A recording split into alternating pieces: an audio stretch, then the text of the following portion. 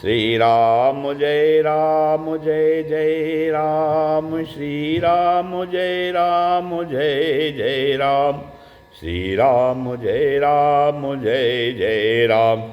ओम श्री गणेशाय नमः, ओम श्री गुरुवे नमः, ओम श्री सीतारामचंद्राभ्यां नमः, उमामहेश्वराभ्यां नमः, ओम श्री एकादशमुखी दक्षिणेश्वरधाम सरकारते नमः।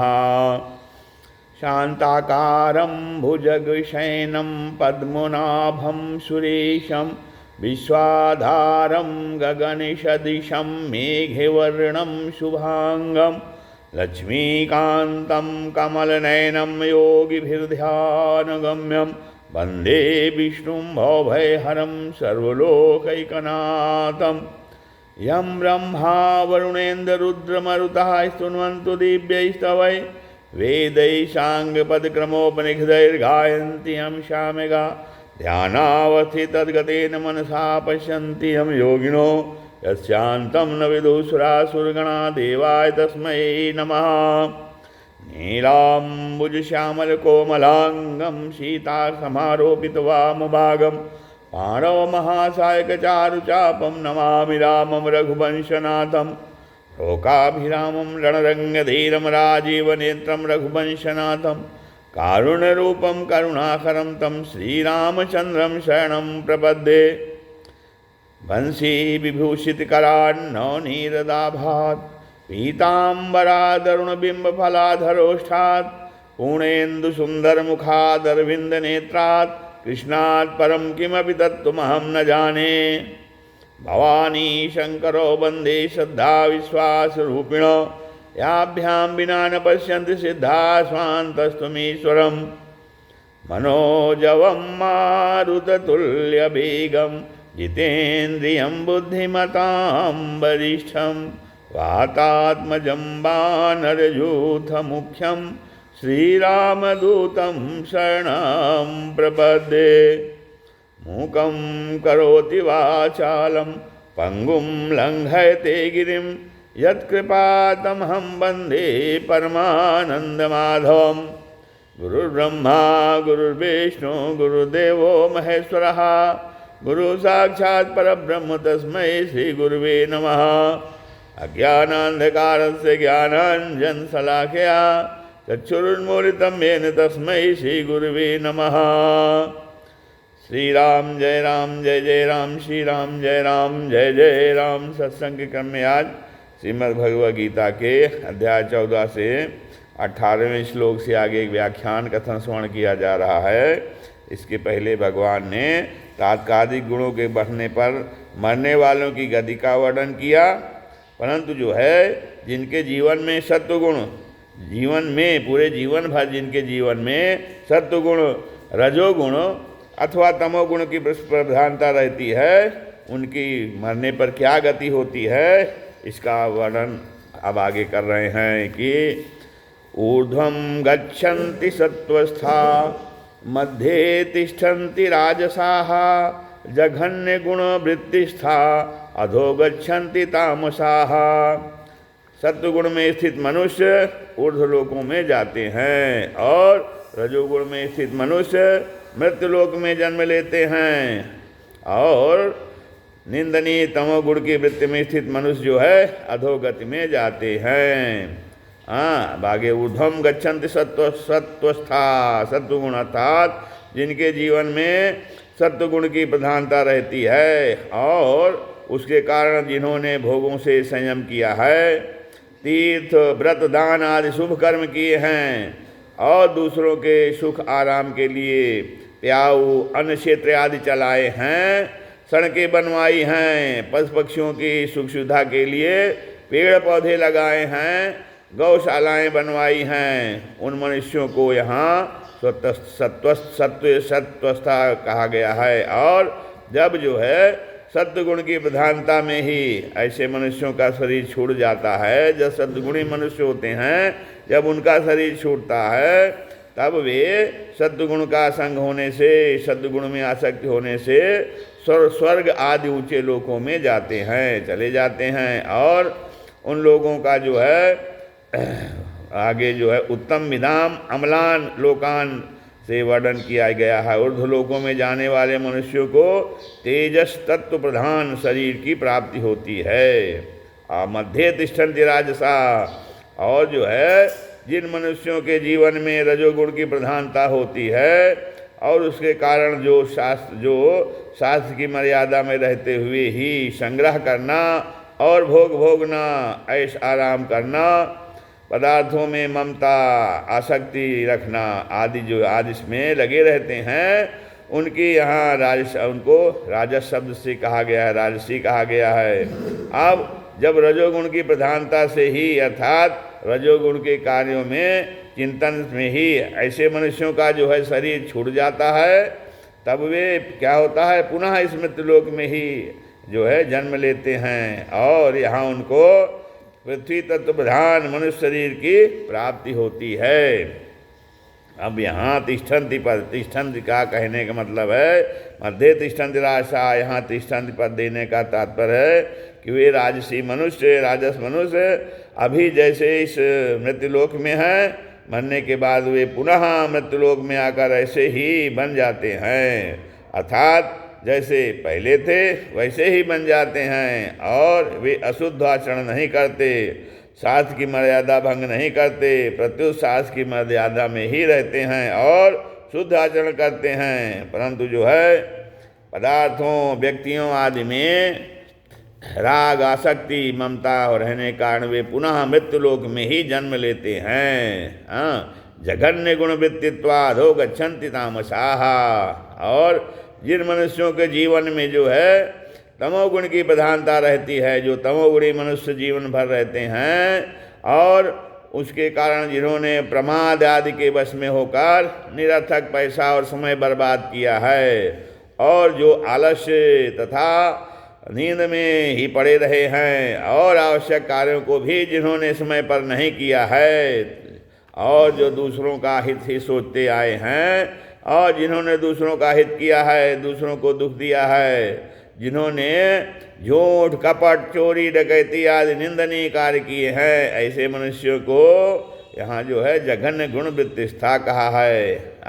अब जब तमोगुण की प्रधानता में ही अर्थात तमोगुण के कार्यों के चिंतन में ही ऐसे मनुष्य मर जाते हैं, तब ये अधोगति को चले जाते हैं। अधोगति क्या है?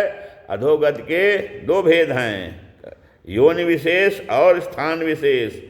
पशु, पक्षी, कीट, पतंग, सांप, बिच्छू, भूत, प्रेत आदि योनि विशेष अधोगति हैं, और वैतरणी, अश्वपत्र, लालाभक्ष, कुंभीपाक, रौरव, महारौरव आदि नरक के कुंभ के जो है वो कुंड जो है स्थान विशेष अधोगति हैं। तो अब जिनके जीवन में सत्वगुण अथवा रजोगुण रहते हुए भी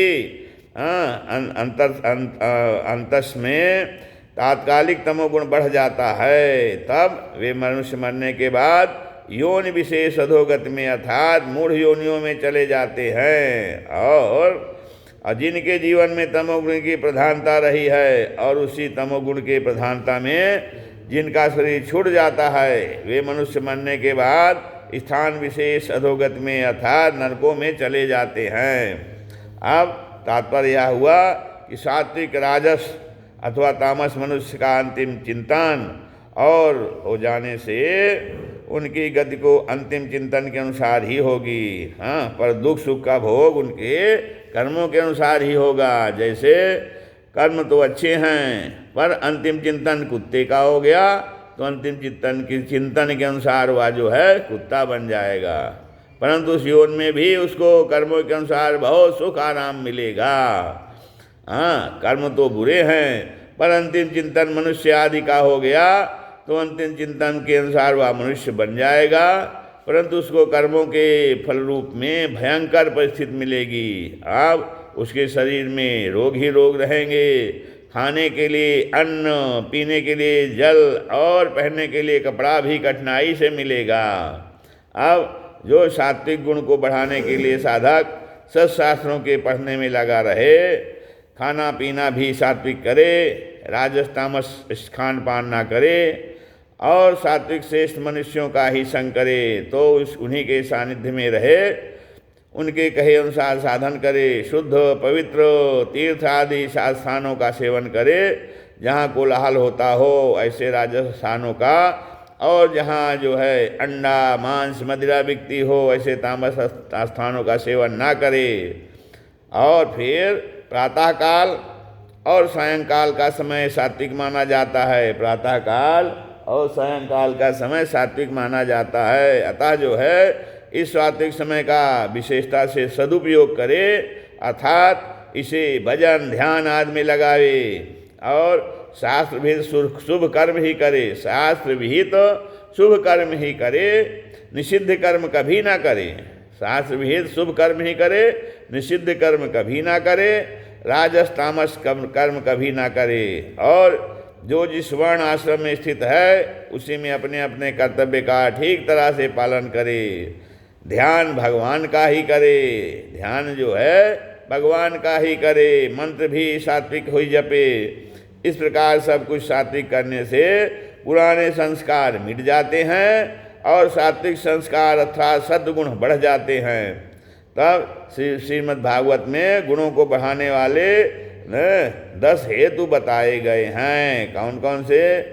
आगमो अपहा प्रजादेशः कालः कर्म चा जन्म चा ध्यान मंत्रोवत संस्कारो दर्शते गुण हेतवः।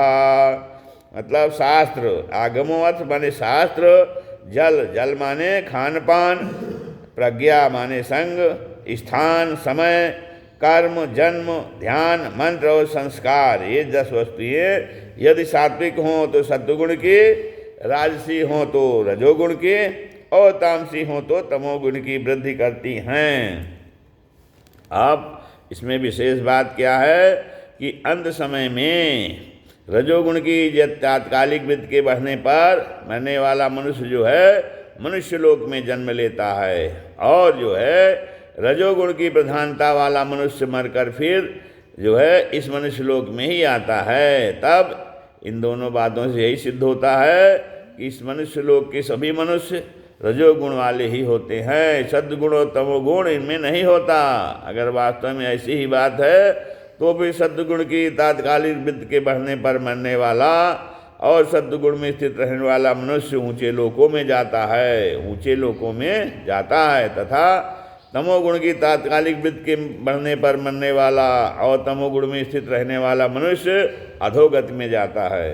तो कहते हैं सत्व रज और तम, सत्व रज और तम ये तीनों गुण अविनाशी देही को देह में बांध देते हैं, और यह सारा संसार तीनों गुणों से मोहित है। सात्विक राजस और तामस ये 3 प्रकार के कर्ता कहे जाते हैं, और यह संपूर्ण त्रिलोकी त्रिगुणात्मक है। आदि बातें भगवान ने कही, कैसे कही हैं? अब इस शंका का समाधान यह है कि ऊर्ध्वगत में सद्गुण की प्रधानता तो है, पर साथ में रजोगुण तमोगुण भी रहते हैं, इसलिए देवताओं के भी सात्विक राजस और तामस स्वभाव होते हैं। इसलिए अतः जो है सत्वगुण की प्रधानता होने पर भी उसमें अवान्तर भेद रहते हैं। ऐसे ही मध्य गति में रजोगुण की प्रधानता होने पर भी साथ में सत्वगुण तमोगुण रहते हैं, इसलिए मनुष्यों के भी सात्विक राजस और तामस स्वभाव होते हैं। अब अधोगत में तमोगुण की प्रधानता रहती है और साथ में सत्वगुण और रजोगुण भी रहते हैं, इसलिए जो है पशु पक्षी आदि में तथा भूत प्रेत गुह्यक आदि में और नरकों के प्राणियों में भी भिन्न भिन्न स्वभाव होता है।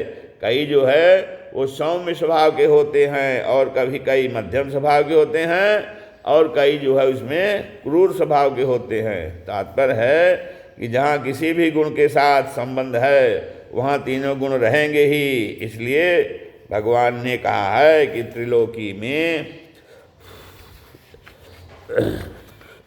इसलिए जो है भगवान ने कहा है कि त्रिलोकी में जो है ऐसा कोई भी प्राणी नहीं है जो तीनों गुणों से रहित हो। अब ऊर्ध्वगत में सद्गुण की प्रधानता, रजोगुण की गौड़ता और तमोगुण की अत्यंत गौड़ता रहती है। मध्य गति में रजोगुण की प्रधानता, सत्वगुण की गौड़ता और रजोगुण की अधोगति में तमोगुण की प्रधानता रहती है, रजोगुण की गौड़ता रहती है और सत्वगुण की अत्यंत गौड़ता रहती है। तात्पर्य है कि सत्व, रज और तम। श्री राम जय राम, जय जय राम।